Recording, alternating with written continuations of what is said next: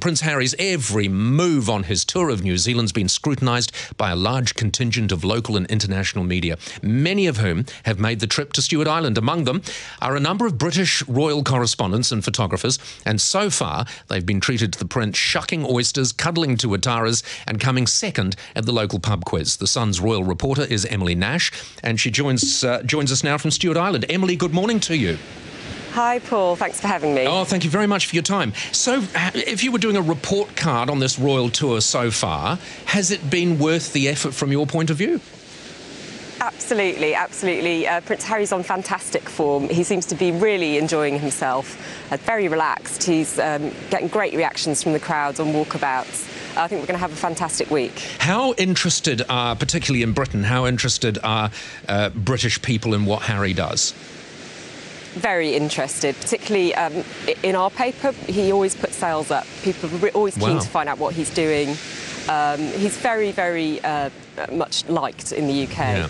I suppose the sort of things that you're looking for are those sort of spontaneous things like, am I right, like the pub quiz last night? Absolutely, absolutely. I think that there were rumours going around that he might be making an appearance. And it's touches like that make him very approachable. People feel that they can just go to the pub and have a beer with him, and there's no fuss and there's no drama. I was just looking at some of the coverage of that, and I saw, some of the locals were, well, let's just say they hadn't made an effort because there was a member of the royal family in the pub, and they were looking pretty bloody rough and ready, some of them. How did you report that? I didn't really report that. I think what was really important for him was that people didn't change. They didn't roll out the red carpet. There were no airs and graces. What he wanted to do coming here was to meet as many Kiwis as possible, from all walks of life. And I think he probably really relished the opportunity to sit there among people and just be treated as one of them. There have been a couple of kisses. He seems to be the prince that everyone wants to kiss, I suppose because there's so much reportage of him kissing. And he does seem to be the easiest member of the royal family to kiss. Have you been surprised at the couple that have been successful on this particular tour, the firstly in Australia? The first one in Sydney, yes, and I think it certainly took Harry by surprise as well. I think he's been, very hands-on with people and very forthcoming in going and shaking hands and chatting to people and posing for photographs, although not selfies, as he always insists.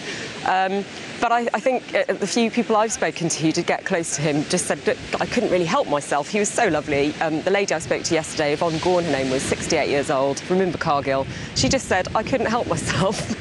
I think he just has that warmth about him that makes people feel very relaxed. And there is so much protocol. It was a few years ago, I don't know if you remember this, but we had a female Prime Minister, Helen Clark, and she wore a pantsuit.